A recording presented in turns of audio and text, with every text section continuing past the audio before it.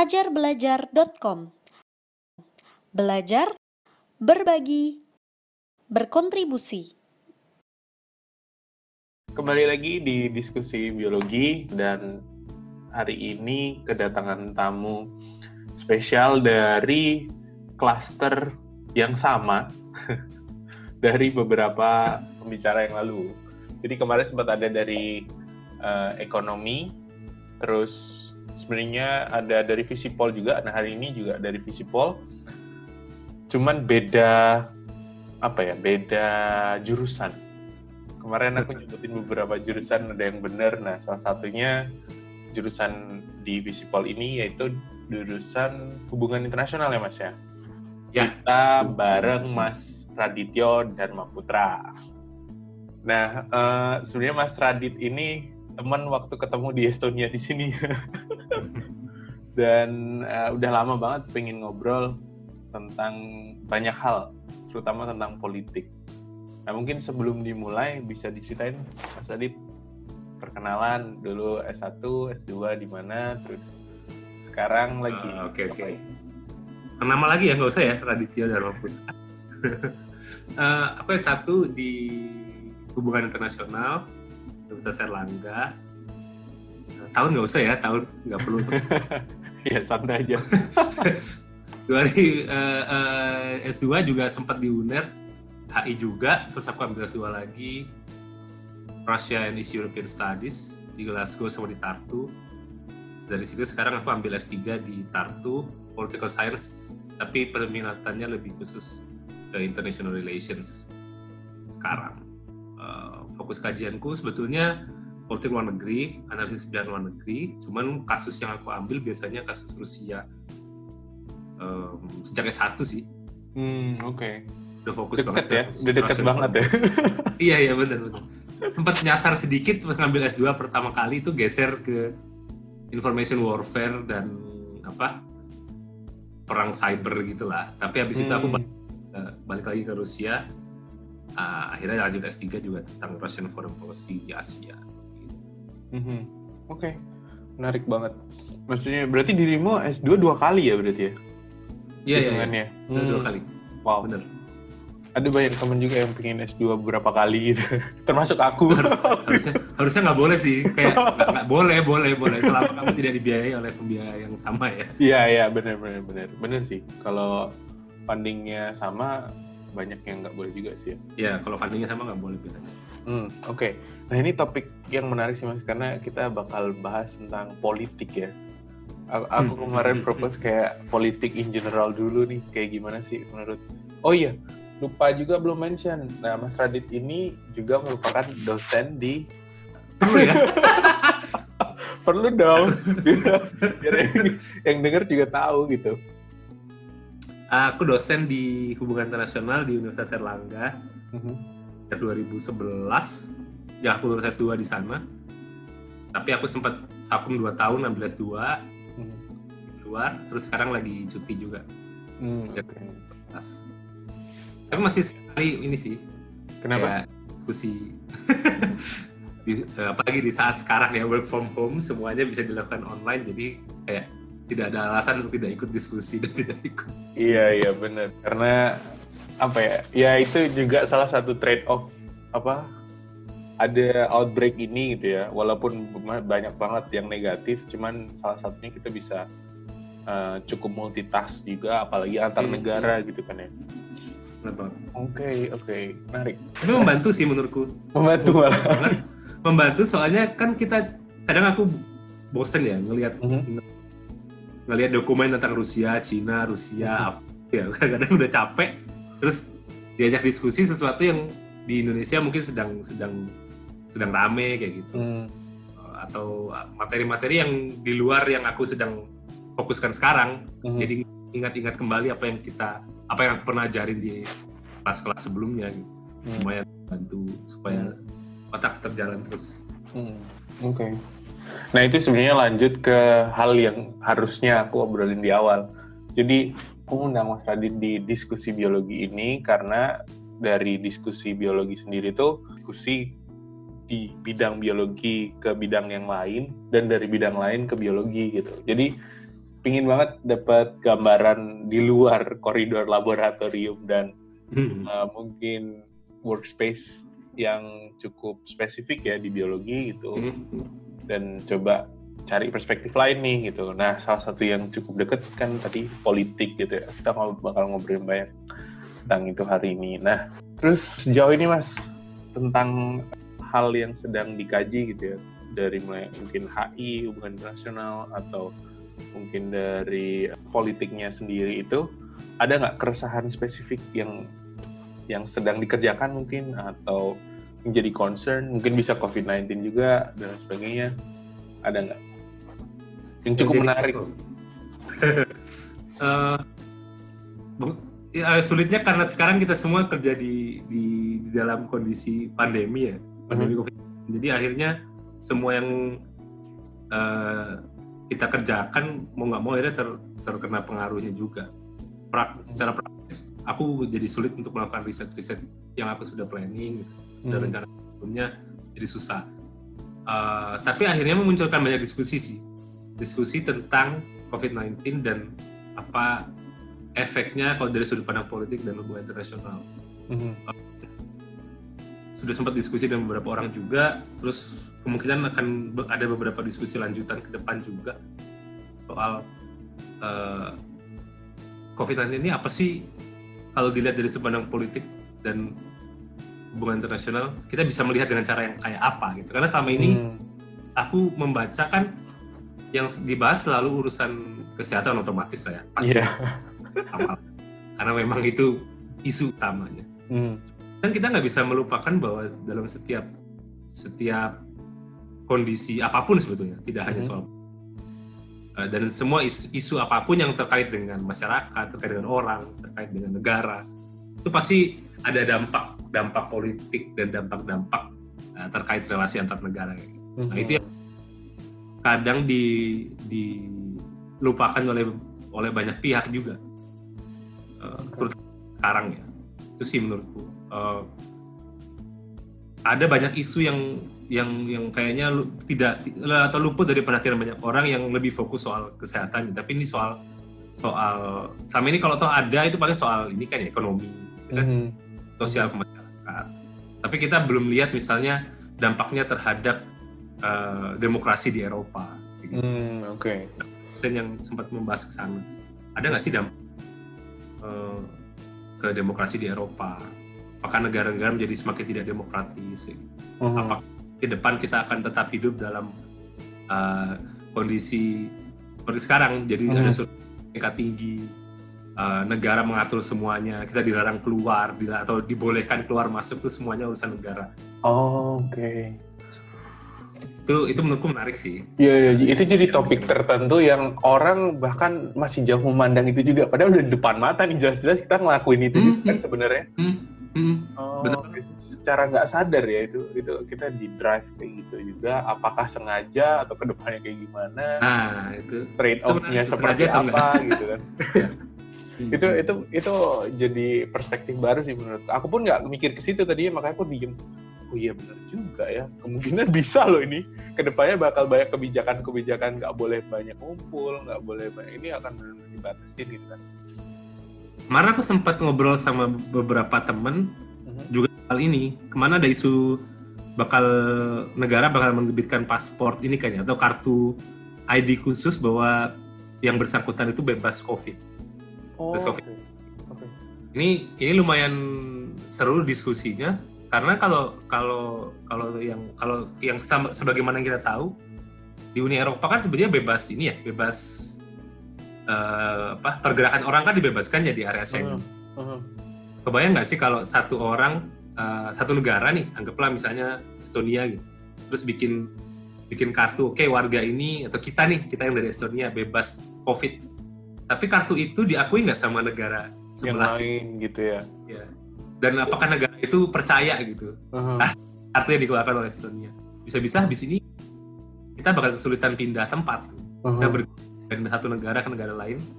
Satu hal yang sama ini sudah dianggap masyarakat Eropa sebagai sesuatu yang kayak ya udah given aja, memang sudah seharusnya begitu. Tapi ternyata sekarang enggak. Nah ini banyak hal enggak gitu. Itu kemarin perdebatan diskusi juga. Oke.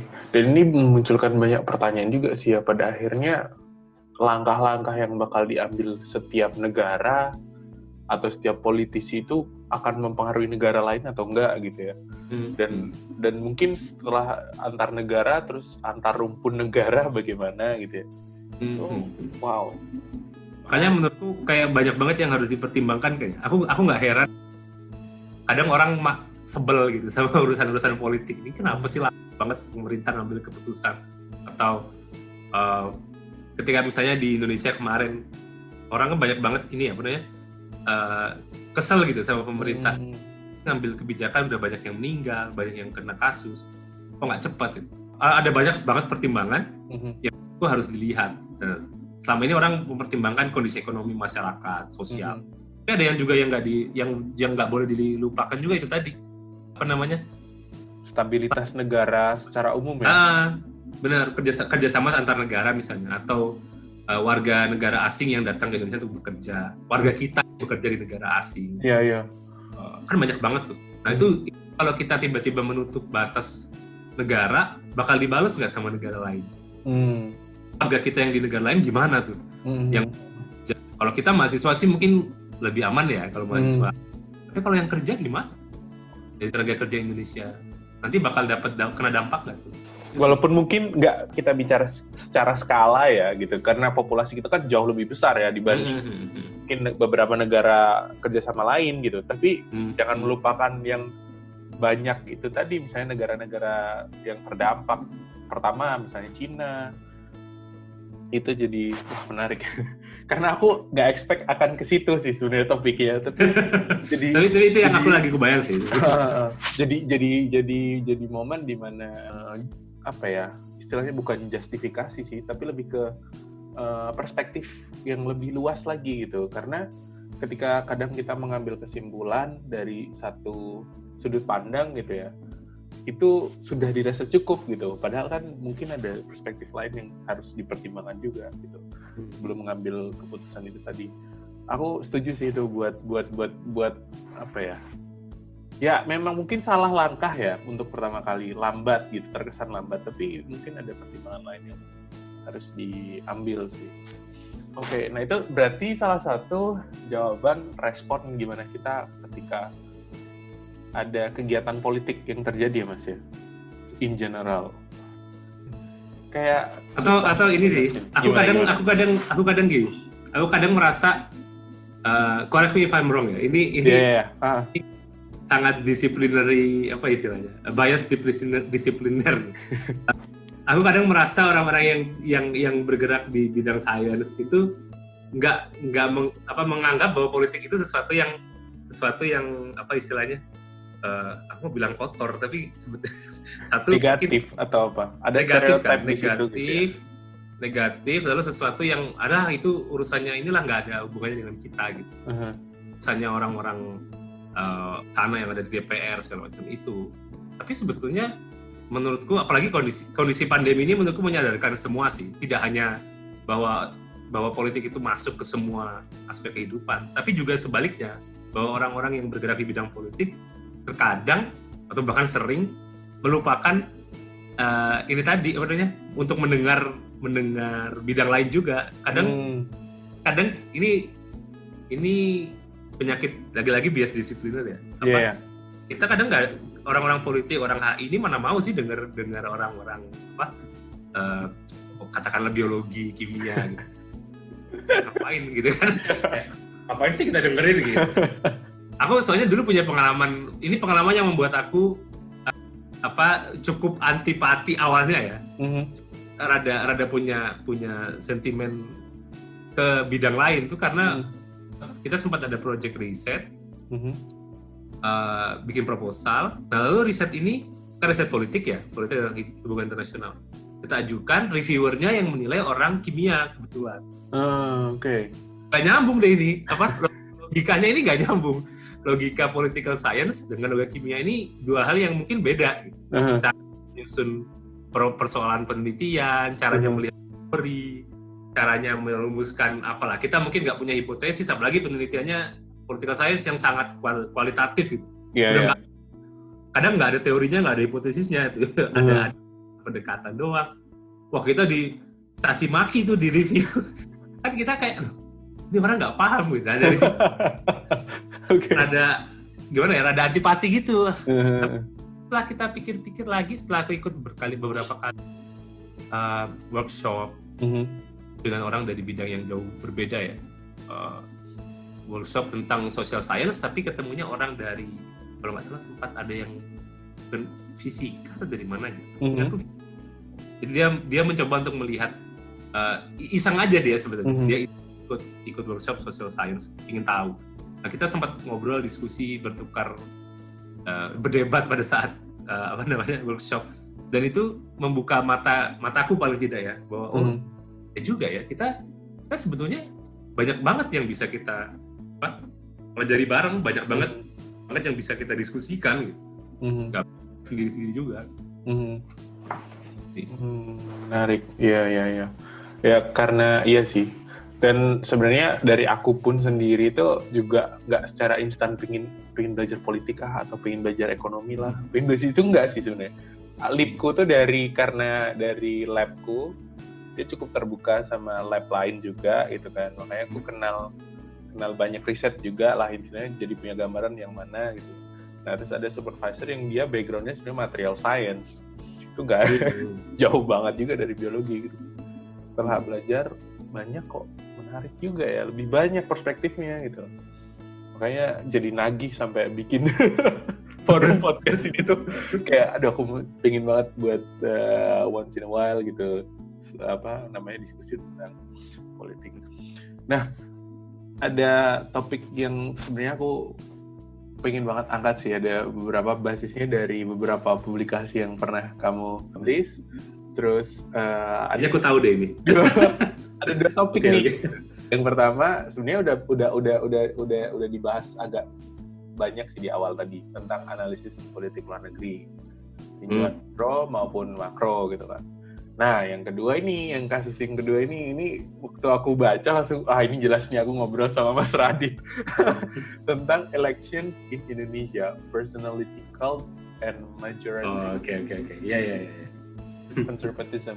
Bahkan aku setiap katanya aku nggak mudeng sih sebenarnya apa. Cuman aku pingin banget tahu. Bisa diceritain nggak, Mas? Jadi kemarin itu ceritanya rada lucu sih. Aku itu bukan orang yang expert Indonesian election ya.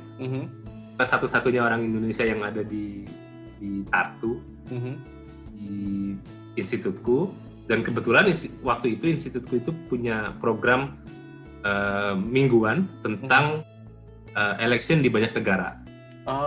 Oke. Ya pas banget itu kebetulan pas pemilu di Indonesia. Akhirnya aku diminta untuk ngisi kan. Nah, aku harus nggak bisa ngomong sembarangan kan, ini orang bisa ngomong sembarangan ya. Jadi akhirnya riset panjang tuh, baca lagi semua bahan, ngelihat gimana kondisi Indonesia sekarang. Akhirnya sama temen berdua, sama sobat aku di Indonesia, kita coba bikin dari basis presentasiku itu, kita bikin sebuah tulisan yang intinya menunjukkan bahwa siapapun yang menang dalam pemilu itu yang ada di Indonesia itu sebenarnya penguatan kelompok-kelompok konservatif. Karena narasi yang cerita-cerita yang dibangun, diskusi-diskusi yang dibangun di Indonesia waktu itu udah gesernya itu pembahasan soal isu agama, kan kita mungkin ingat, tangkap pasti juga ingat lah. Sampai capek aku melihat media sosial sebenarnya. Bener banget kan, capek lihat media sosial, lihat WhatsApp karena ada ribut-ribut keluarga. Tapi isu yang itu mengerucut ke soal-soal yang menurutku sangat tidak Indonesia, tapi sangat konservatif. Misalnya soal Pak Presiden yang sekarang ini sebenarnya Muslim apa enggak? Nggak hanya itu ya, kalau berarti sampai situ sebetulnya nggak masalah. Maksudnya sampai titik itu masih banyak sekali isu yang lebih krusial. Tapi lantas diskusi di WhatsApp ya misalnya paling gampang, di banyak WhatsApp grup di Indonesia itu mengarah pada kalau kamu mendukung salah satu pihak di pemilu, kamu dianggap kurang religius.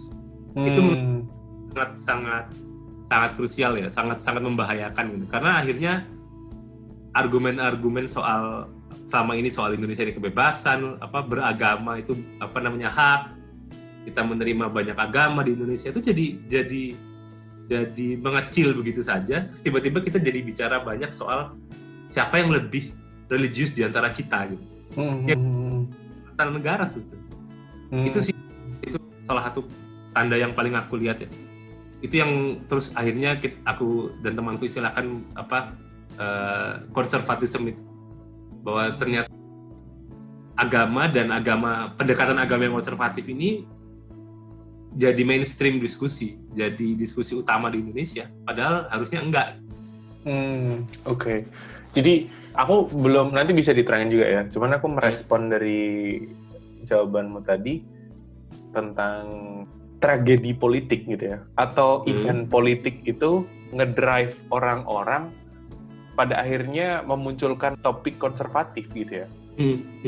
Bukan malah agenda politiknya sendiri gitu ya. Maksudnya siapa yang harusnya, maksudnya karena kan kalau aku ya sebagai saintis, aku bakal mendukung let's say kebijakan-kebijakan yang mungkin masih agak abstrak juga dari setiap kubu gitu ya. Tapi setidaknya itu akan menguntungkan kaum-kaumku juga gitu. Misalnya nanti risetnya akan dikembangkan apa walaupun let's say sekarang karena pandemi ini riset di-cut banyak banget kan gitu. Benar gitu. Dan itu nggak pernah terbayang gitu Mas. Oh ternyata efeknya bisa sedalam itu ya kalau misalnya memunculkan itu. Dan yang lebih parahnya lagi menurutku poin kedua dari artikel itu bahwa ternyata nyambung sama poinmu barusan ya. Kita harusnya kan bicara soal kebijakan nih. Kebijakannya apa sih? Yes. Kebijakan apa yang mereka lakukan. Benar. Tapi kita nggak bicara soal itu, kita bicara soal orang, personal.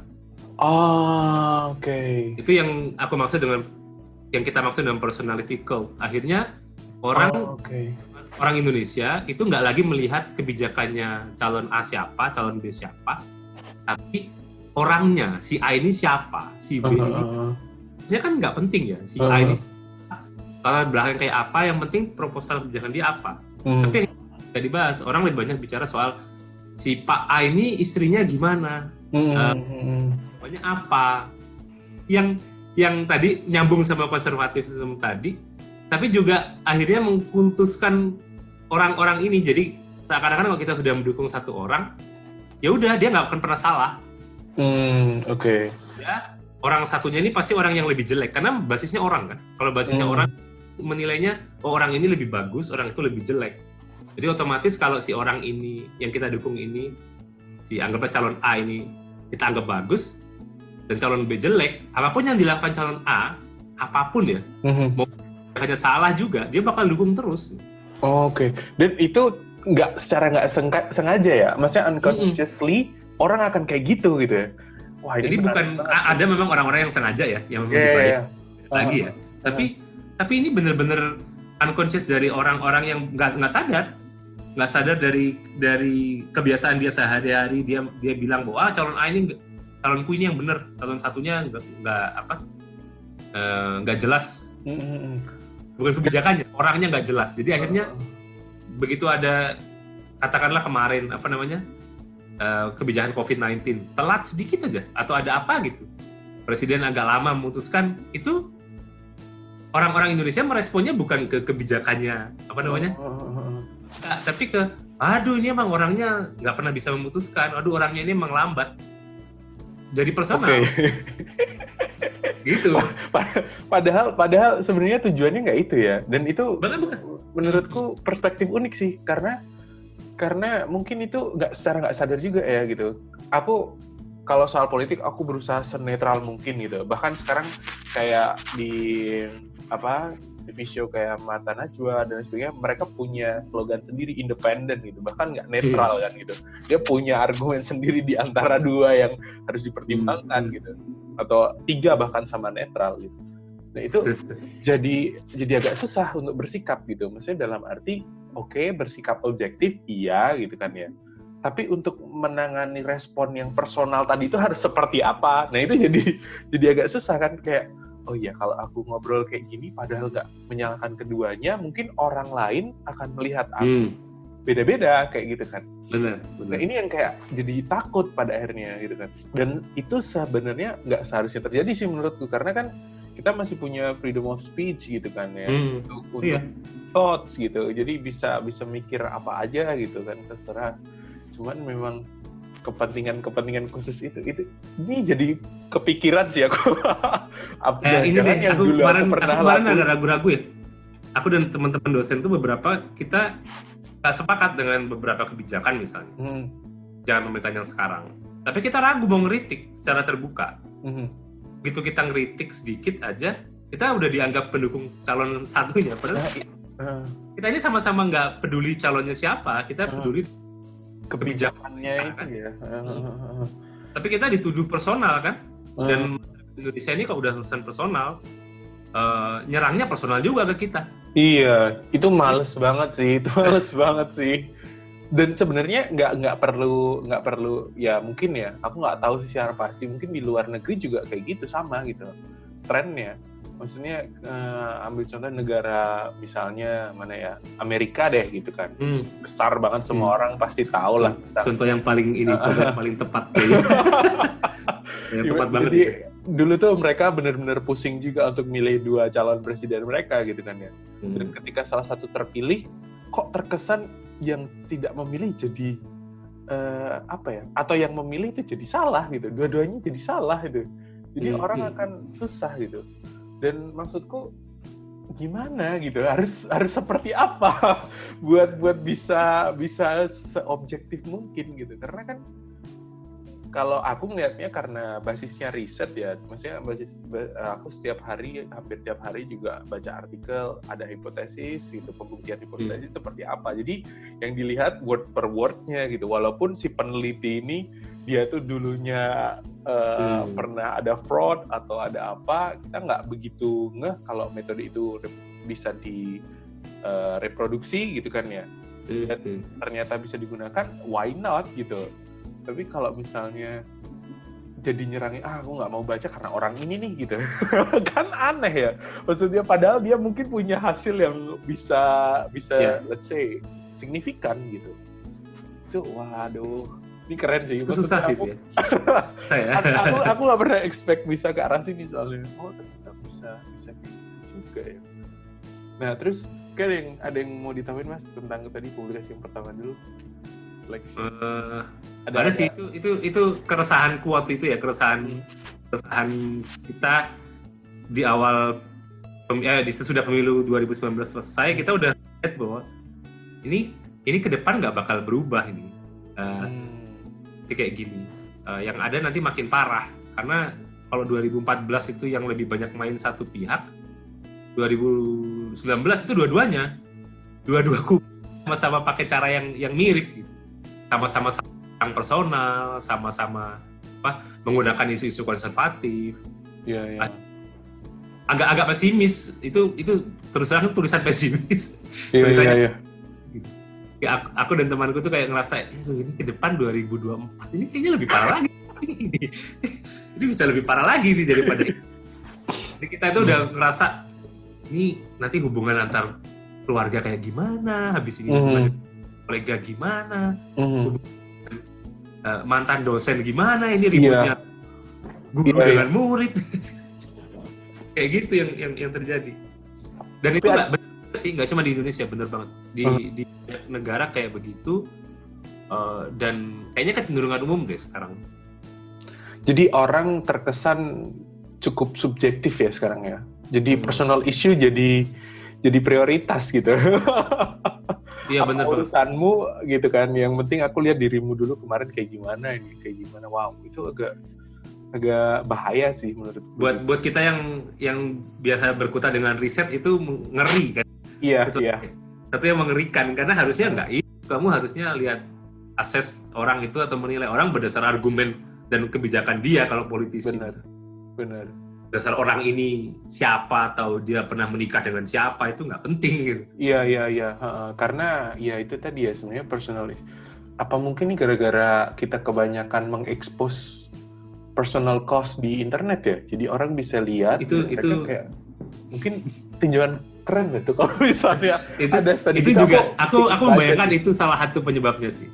Itu dan teknologi informasi ya. Kemudahan informasi juga karena mudahnya info itu beredar, orang jadi kemampuan membaca orang sudah berkurang ya. Kita Jadi lihat. take it for granted banget ya, kayak oh ini kayak gini gitu. Caption aja bisa jadi Pembenaran. apa ya? Jadi pembenaran, makanya kadang orang jadi malas baca nih dalamnya kayak gimana. Terus sebenarnya itu tuh arahnya kemana gitu dan lain sebagainya gitu. Ini jadi poin yang cukup keren sih di diskusi ini, karena aku sebagai peneliti yang banyak di lab juga, walaupun di belakang komputer ya gitu, itu jadi ada pemahaman bahwa ya nggak cuman ketika ngelihat di laboratorium, berarti di setiap atau di keseharian pun kita nggak boleh bawa personal cost gitu kan, dan harusnya objektif juga gitu. Jadi ya semoga lah. Jadi ada poin lucu sih, soalnya ada seseorang yang aku kenal yang seharusnya bergerak di bidang yang sama lah dengan kita, di riset, penelitian. Ketika dia nge-share banyak hal di sosial media, di WhatsApp gitu. WhatsApp boleh disebut nggak? Nggak apa-apa, di WhatsApp juga. Di WhatsApp apa namanya? Berita-berita kayak tadi yang apa? Berita-berita nggak benar, berita-berita yang cuman membangun kemarahan orang doang. Terus begitu dia dikritik, diingatkan karena yang bersangkutan ini kan peneliti gitu ya. Harusnya nggak begitu cara melihat persoalan, harusnya lebih jernih, harusnya objektif. Terus responnya adalah, loh itu kalau saya riset, kata dia. Jadi intinya dia sedang bilang bahwa kalau sedang riset, dia jernih melihat persoalan. Tapi kalau udah urusan politik, itu dia punya kepercayaan yang tidak boleh yang peduli apapun itu faktanya dia nggak peduli, pokoknya dia percaya itu benar, selesai. Kita langsung kayak waduh kan, kayak gini caranya berpikir gitu. Tapi itu kan gejala umum, nggak cuma satu gejala umum juga itu. Dan aku waktu itu sempat bingung kenapa kok banyak banget orang yang bergeraknya justru kayak kamu gitu di lab kan. Aku sih orang lab itu adalah orang yang sudah terbiasa dengan pembuktian empirik, langsung faktanya, baru dia bisa percaya itu bahwa dia bisa membuktikan bahwa ini benar. Lah kok ini justru orang-orang yang biasa di lab malah gampang banget dibodohi dengan ini tadi gitu. Cek faktanya gimana gitu. Iya. Ini rada ngeri sih. Kalau orang yang pendidikan aja kayak gitu, apalagi yang enggak gitu kan. Ya, yang enggak beruntung gitu kan ya, bisa dapat kesempatan buat belajar kayak gitu kan ya. Keren banget. Karena aku nggak pernah belajar atau diskusi ke arah situ yang cukup dalam sih. Ini menurutku dalam loh ya. Aku nggak tahu kalau sebenarnya ini kayak diskusi masih di permukaan gitu ya. Masih mau masuk. Kalau mau dilanjut. Aduh. Sebenarnya nggak apa-apa sih. Cuman mungkin masih ada topik bahasan lain yang mungkin kita bisa kulik lagi. Tapi intinya dari hal yang tadi, jadi kita mungkin harus bersikap lebih kritis ya, maksudnya apapun gitu, karena kan politik tadi layered ya, ada yang mungkin di permukaan seperti ini seperti apa, terus mungkin di dalamnya mungkin seperti apa, kita nggak tahu pasti. Dan ternyata secara umum orang-orang lebih ke arah udah nggak objektif lagi nih gitu, yang dilihat bukan kebijakannya tapi mungkin ada agenda tertentu. Kalau tadi ada yang kaum konservatif gitu ya, sama tentang subjektivitas, ini yang agak susah sih ya, maksudnya apakah ini merupakan evolusi gitu, aku nggak tahu ya. Evolusi ideologi gitu kan, pelan-pelan tapi pasti gitu, tapi atau seperti apa, maksudnya aku nggak tahu sih gitu. Nah terus yang kedua, tadi kita balik lagi ke tentang analisis politik luar negeri, mikro makro. Apa sih mikro makro itu? Jadi itu sebenarnya buku panduan buat mahasiswa, untuk niatan awalnya itu targetnya untuk mahasiswa ya. Jadi Pasti caranya menganalisis kebijakan luar negeri satu negara. Bagaimana kita memahami kenapa negara Amerika misalnya, kenapa Amerika melakukan sesuatu atau kenapa Indonesia melakukan sesuatu. Pertanyaan sederhana sebetulnya. Kenapa Indonesia mengirimkan bantuan ke Myanmar, misalnya, kayak gitu-gitu. Amerika mengirimkan pasukan untuk perang di Irak. Iya. Yang sebetulnya sederhana, cuman kan jawabannya pasti tidak sederhana ya. Jawabannya bisa sangat beragam gitu. Nah, di pendekatan mikro makro itu maksudnya kita lihat dari yang paling kecil. Paling kecil itu biasanya bisa dilihat individu. Bisa lihat jangan-jangan penyebabnya karena ada presiden tertentu, presiden atau perdana menteri atau menteri luar negeri yang punya agenda tertentu, punya pemikiran tertentu yang mendorong supaya negaranya melakukan sesuatu. Nah, dari itu terus kita lihat geser tuh pelan-pelan, jangan-jangan bukan cuma satu orang yang menentukan, tapi ternyata banyak orang. Kelompok. Jangan bukan cuma kelompok, tapi ada organisasi di dalam negara, atau ada kementerian, atau ada satu pemerintahan, partai yang dominan, atau ada kelompok-kelompok di masyarakat yang berusaha juga untuk mempengaruhi kebijakan negara, sampai akhirnya internasional. Jadi kita melihat bagaimana negara itu sebetulnya cuma merespon apa yang dilakukan negara lain. Nggak sempat pikir panjang juga. Jadi dia cuma merespon, misalnya Amerika hanya merespon yang dilakukan Cina. Ya udah, dia pilih cuma itu. Gitu. Dia cuma mencoba untuk menunjukkan ada banyak cara melihat kebijakan, dan kita kasih kasus gitu per unit analisis istilah kita. Jadi individu gimana, kalau melihat individu doang itu gimana sih dampaknya ke kebijakan. Sampai akhirnya kita lihat relasi antar negara itu bisa mempengaruhi apa. Nah, menurutku yang tadi sempat kita diskusi di awal juga ya, yang menarik menurutku dari pendekatan foreign policy analysis, itu mereka mengambil beberapa pendekatan dari bidang studi lain, terutama yang individu ya. Ketika kita individu itu melihat presiden gitu, HI itu bisa meminjam teori-teori psikologi, psikologi. Kenapa kok pemimpin yang lahir dan besarnya di desa misalnya, atau ternyata dia masa kecilnya tidak bahagia, itu ngefek nggak sih ke kebijakan dia setelah jadi presiden kayak gitu. Nah, satu yang menarik menurutku kaitan sama biologi adalah tadi mungkin nggak biologi juga sih, tapi bagaimana melihat reaksi pemimpin itu didorong oleh hormon-hormon yang ada di tubuhnya. Itu aku benar-benar agak waktu baca pertama itu agak shock, karena gimana dong, aku ini bukan orang yang bergerak di situ, gimana taunya? Detik itu nggak tahu ada apa yang sedang otaknya. Jadi nggak cuma psikologi, tapi apa tuh kayak gitu, dia melihat secara hormonal, benar. Hormonal ya.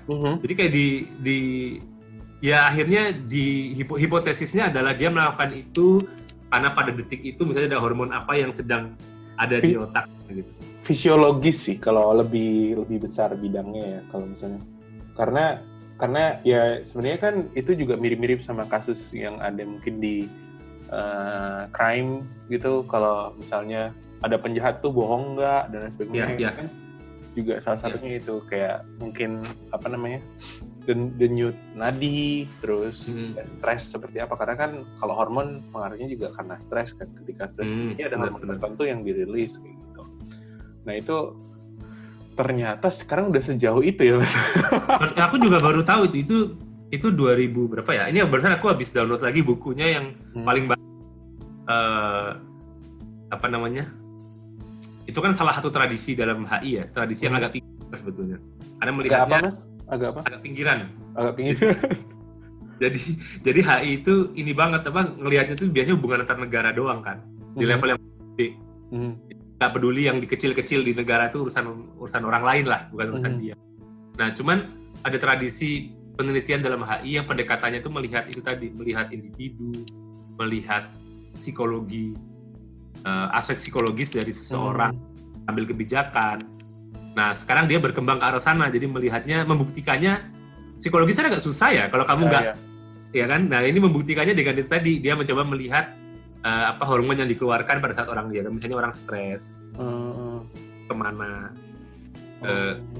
keluar hormon itu menyebabkan apa, gitu. Itu supaya ada ininya, supaya urut ininya, pembuktiannya bisa benar-benar apa ya, lebih empirik lah. Sama ini kalau di HI terus terang aja, kadang cuman kayak masa lalunya begitu, berarti dia harusnya lebih reaktif, lebih agresif.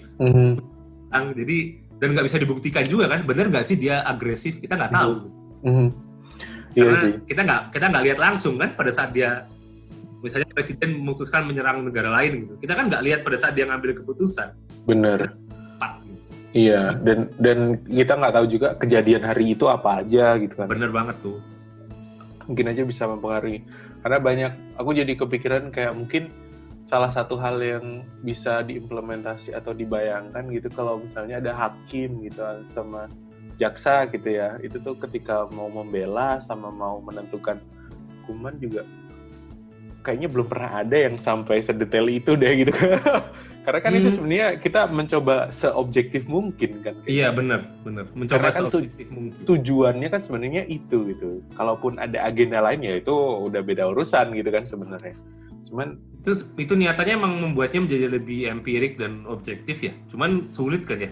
Nah ini mungkin dulu pada saat kita bikin buku itu kita juga mikir kebijakan luar negeri ini sesuatu yang orang awam nggak bakal apa ya, istilah kita dulu ini isu yang nggak menarik buat orang awam.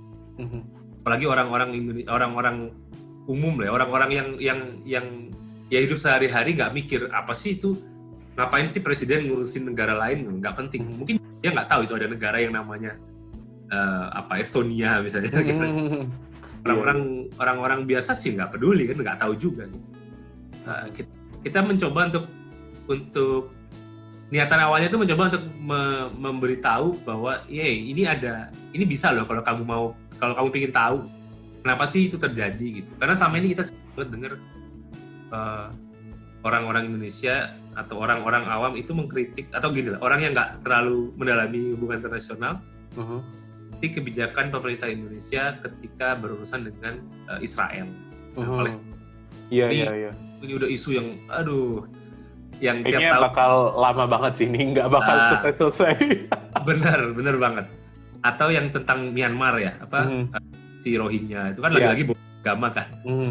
Lalu aja bahasanya tuh ini pasti soal agama, Kita mencoba untuk memberikan pandangan lain sebetulnya. Niatannya tuh ini loh, ada cara lain. Kamu lihat, jangan-jangan bukan soal agama.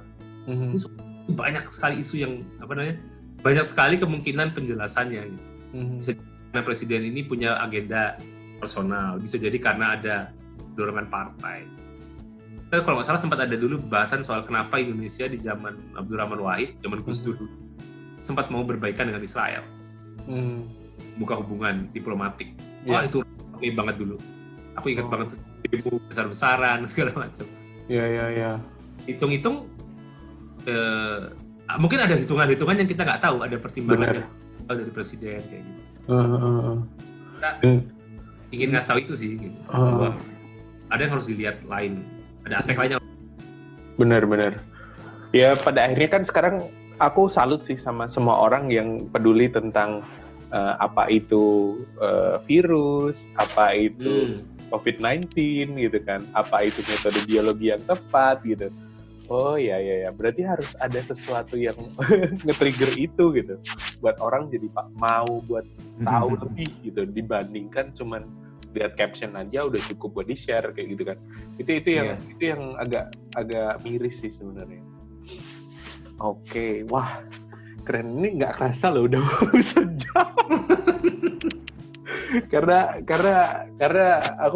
aku tahu pasti obrolannya bakal luas banget sih gitu kan, dan hal ini kita jarang diskusi di forum yang cukup formal sebenarnya, apalagi ya nggak sih, pernah nggak ketemu di forum formal gitu ya ngobrolinnya tentang dua sisi nih, contoh let's say COVID-19 ya sekarang gitu, tentang kebijakan politik langsung di depan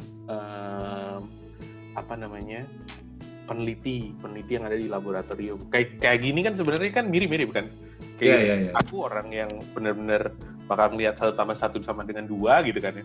Radit lihat 1+1, well itu Tar dulu. Tar dulu. Bisa kamu 10. mau 2 apa mau 3? Tergantung ini kepentingan siapa yang lebih penting ini. Kalau harus 3 ya kita bikin 3 gimana caranya? Nah itu dia gitu loh. Dan itu masih jarang banget kan gitu. Ada apa ya? Ada yang mau gitu untuk merelakan diri buat let's say nggak 2 deh, tapi gimana sih kalau 3 gitu. Atau sebenarnya dirimu juga ya sebenarnya ada banyak pilihan, tapi let's say sekarang agree 2, tapi ada sesuatu yang harus kita pertimbangkan juga. Nah itu yang masih menurutku hampir nggak ada deh kayaknya. Hampir nggak ada. Maksudnya gini, yang aku tahu ya, orang-orang yang bergerak di misalnya nih, anggaplah kita bicara COVID-19 ya, orang ahli di bidang entah itu virusnya, epidemiologi, mereka akan ngomong di depan koleganya, sementara orang yang ahli politik akan ngomong di depan koleganya yang politik juga. Jadi gitu loh. Jadi ya udah gitu, mereka nggak saling ngobrol memang. Dan harusnya kayak didudukkan di forum yang mungkin cukup peraturan yang pertama ini kayak nomor 1. Nggak ada personal cost, nggak boleh baper kayak gitu. Jadi semua harus benar-benar objektif. Kayak kalau kamu nggak punya data, kamu nggak ada argumen yang make sense, kamu nggak ada ini, ya mending jangan gitu. Karena harus ada titik tengahnya. Mau nggak mau harus diskusi. Nggak harus titik tengah sih. Maksudnya bisa berat. Ya bisa ke salah satu, tapi intinya harus ada diskusi terbuka antar banyak ahli kan ya. Masalah ini kan bukan cuma masalah soal ya udah kita tahu virus ini bagaimana menanganinya, secara medis itu gimana, ya udah dilakukan, nggak cuma itu kan. Bukan lain, selama ini ada persoalan sosial yang harus dihadapi, berarti butuh orang sosiologi iya benar. Butuh ekonomis karena ini dananya dari mana nih kalau membeli reagen sebanyak itu atau membeli alat-alat sebanyak itu, ini duit dari mana? Benar. Caranya apa? Kita perlu utang. Kalau utang berarti ada pertimbangan politis. Iya. Utang nanti yang membayar siapa? Apakah masyarakat siap menahan? Jadi beneran ribet. Aku membayangkan ini nggak segampang itu. Jadi agak empati ya, kasihan juga pemerintah kita. Aku bukan sedang mendukung pemerintah, cuman aku berpandangan kasihan juga nih pemerintah. Karena mereka harus mengambil kebijakan yang cepat, tepat, tapi di tengah kondisi yang ini tadi, dia harus mempertimbangkan kesehatan pasti utama, tapi dia juga harus ngitung ongkos sosialnya,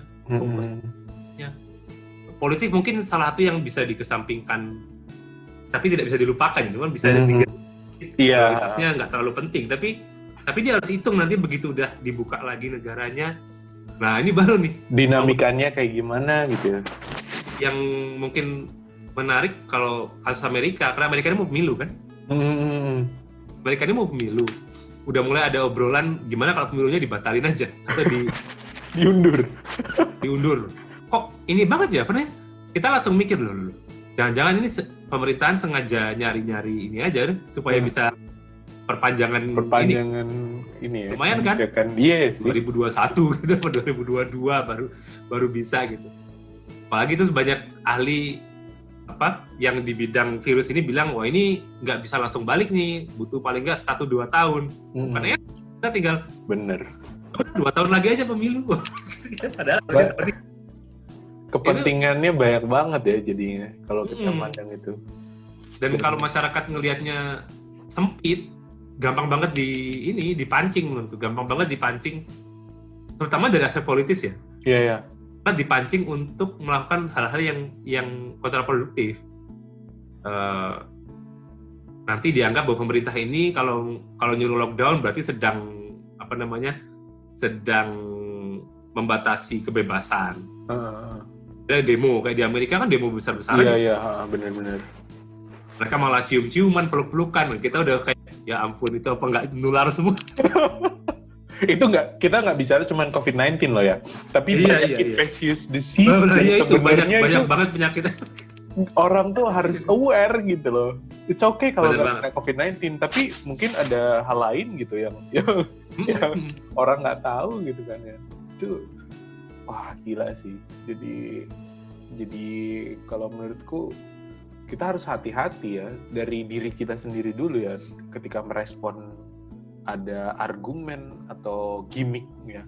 Aku lihat kita bilang gimmick politik gitu ya dari mungkin seorang figur atau dan harus tahu bahwa ini mungkin yang poin terakhir ya bahwa orang yang tidak di bidang politik pun harus paham bahwa setiap tindakan, menurutku ya, setiap tindakan itu tindakan politis. Tindakan kita itu manusia lain itu tindakan politis. Jadi kalau pemerintah mengatakan sesuatu, kita sebagai saintis mengatakan sesuatu ke pemerintah, itu tindakan politis. Dan kalau kamu nggak menghitung itu tindakan politis atau tidak paham dampak politisnya, itu nanti kamu bisa dimanfaatin banyak pihak. Iya. Kamu menimbulkan sesuatu yang jauh lebih menimbulkan efek yang lebih parah. Atau sebetulnya omongannya benar, kita udah sering lihat ya pemerintahan kita omongnya benar sih, ya dia omongin benar, tapi cara dia menyampaikan itu secara politis nggak tepat, nggak sensitif. Benar. Dampaknya itu jadi masyarakat malah nggak percaya sama omongannya, ngerasa ini orang gampangin gitu ya, gampangin doang. Padahal sebenarnya mungkin benar yang diomongin, tapi cara dia nggak sensitif terhadap aspek politisnya gitu. Ini yang bahaya banget sih kalau terjadi. Iya. Oke. Wah, jadi ini sih, jadi benar-benar harus hati-hati sekarang. Karena aku sepakat sih, COVID-19 ini kan momen buat orang supaya akhirnya bahasan soal virus, bahasan soal kayak jadi ini ya, jadi melek orang-orang di masyarakat, jadi melek kan. Benar. Aku pun itu penting sih. Dua pembicara sebelum ini juga sempat atau teman diskusi sempat ngobrol bahwa sekarang masyarakat itu literasi tentang let's say ekonomi, tentang hidup bersih, tentang lingkungan itu jadi naik loh sebenarnya. Karena mereka ada waktu buat baca, mereka ada waktu buat belajar. Dan hilang dari rutinitas yang sebenarnya mungkin itu menghilangkan tradisi atau lifestyle tentang lebih kritis dan lain sebagainya itu tadinya jadi jarang, terus sekarang jadi lebih banyak sih. Keren. Nah, sebelum ditutup nih, aku pengen tanya tentang kolaborasi, Mas. Sejauh ini pernah nggak gitu dirimu kolaborasi atau kepikiran pengen kolaborasi sama siapa gitu? Karena kan kalau politik sih mungkin udah banyak sih ya hal yang bisa diajak, kayak dirimu tadi kan sempat notice atau sempat mention tentang psikologi gitu kan, terus ada mungkin biology gitu, ada aspek lain yang mungkin atau dirimu pingin sih sebenarnya buat ngobrol itu. Itu dari waktu itu ya, aku ini kebetulan punya om dokter, neuro apa sih istilahnya? Neurology atau apa? Something like that, bedah syaraf, neurosurgeon, kayak gitu. Dia sering, kebetulan orangnya aktif banget di sosial media, sering ngisi acara gitu. Aku tuh beberapa kali pengen ngundang dia ke kampus, ke kelasku waktu itu. Aku pengen dia bicara, karena aku pernah ngobrol sama dia. Aku tanya namanya, bisa nggak sih Om dijelasin manusia itu bertindak itu karena ada impuls saraf apa gitu. Itu bisa gampang banget aku jelasin deh. Nah, aku tuh pingin banget itu dijelasin itu tuh jadi bagian salah satu kolaborasi mengatasi kebijakan luar negeri, tapi dari banyak sudut pandang. Ternyata ada sudut pandang itu tadi dari neurosurgeon misalnya. Melakukan itu psikologi itu sih. Nah, mudah-mudahan nanti sih habis aku pulang itu salah. Semoga langsung terrealisasi ya. Dan sekarang kan banget tuh. Online jauh lebih gampang kan buat setup hal kayak gitu. Iya, itu sebetulnya iya. Tenang. Aku udah punya planning beberapa week ke depan. Oke, siap. Dulu sedikit. Tesis kita pinggirkan dulu sebentar. Aku lagi bikin yang ini. Mumpung topiknya juga sebenarnya topik yang bisa dilihat dari banyak hal ya kalau soal COVID-19. Misalnya nih, kayak ada topik lain selain COVID-19 ya. Cuman karena emang lagi gimana lagi ya, lagi pandemi, akhirnya topik dasarnya tentang itu. Cuman aku lagi mau nyoba minggu ini, mudah-mudahan minggu depan kita mau diskusi kecil gitu, internal dulu, ngeset waktu segala macem, model formatnya gimana. Habis itu nanti aku usahain kita mengundang beberapa orang yang siapa tahu Sangka juga mau diajak. Apaan nih? Aku jadi deg-degan. Nah, kita lihat nanti lah, kita atur lah ya. Nanti gampang lah ya buat Gampang lah ya. Tapi seru banget. Oke, mungkin itu ya. Mungkin ada beberapa pertanyaan nanti kita bisa diskusi di lain kesempatan gitu. Cuman memang rata-rata sekitar 1 jam sih sekarang. Akhir-akhir ini banyak banget yang sampai 1 jam diskusi gitu. Dan makasih banyak udah mau gabung Mas Radit. Sukses selalu. Makasih banyak sudah diundang. Sehat selalu, lancar tesisnya, PhD-nya juga. Nanti kita ketemu lah. Sama ya kalau itu kan. Nanti cepat mungkin lah bisa ketemu ngobrol-ngobrol bareng. Oh iya, by the way Mas Radit ini ketua PPI Estonia tahun 2000. Oh, gak usah itu. Tahun 2020 ya? 2020 itu kan ya Mas? 2019? Iya, 2020. Mudah-mudahan segera diganti karena saya sudah Mas Sangka berminat menggantikan saya. Oh enggak, aku udah kerjaan terlalu banyak udah. Aku sampai diskusi ini aja, diskusi biologi ini kayak udah, aduh aku gimana ini skuisinya dan apa namanya, cuman di sela-sela weekend gini doang. Jadi dan sejauh ini kan aku sendirian kan, jadi ngeditnya sendiri, terus cari teman diskusi sendiri, ini sendiri, jadi ya udah over. Iya sih. Banget. Gitu. Aku sempat terpikir mau bikin, tapi kayak aku kayaknya nggak sanggup. Nggak sanggup. Soalnya kayak semua orang tiba-tiba bikin gitu di saat ini. Kalau kamu kan udah sebelumnya udah lama kan ya, bahkan ini Oktober, kan. Ya. Oktober. Nah, teman-teman yang Oktober tahun lalu kan ya? Tahun lalu soal. Udah kan aku waktu kesini September itu ngobrol juga kan sama dirimu. Iya ya. Aku mau sempat ngobrol soal ini. Pengen banget aku diskusi tentang politik dan baru kesampaian sekarang kan. Baru kesampaiannya bulan Mei. Iya. Tapi kalau yang ya teman-temanku ada beberapa yang tiba-tiba bikin gitu kayak seru, tapi kayak aku nggak punya waktu deh untuk bikin. Nanti deh. Lumayan, maksudnya kalau ada tim enak banget gitu. Cuman kalau enggak karena rencananya aku mau bikin kayak gitu. Kebetulan aku punya tim di ini kan ya, di balik di Surabaya kan masih ada tim dari pusat studi kan. Nah, kita mau coba lah, mudah-mudahan bisa di. Oke. Makasih banyak ya Mas ya. Iya, Sangka, sama-sama. Jangan lupa ya untuk like, subscribe, dan yang paling penting isi feedback konstruktif untuk Mini Tutor.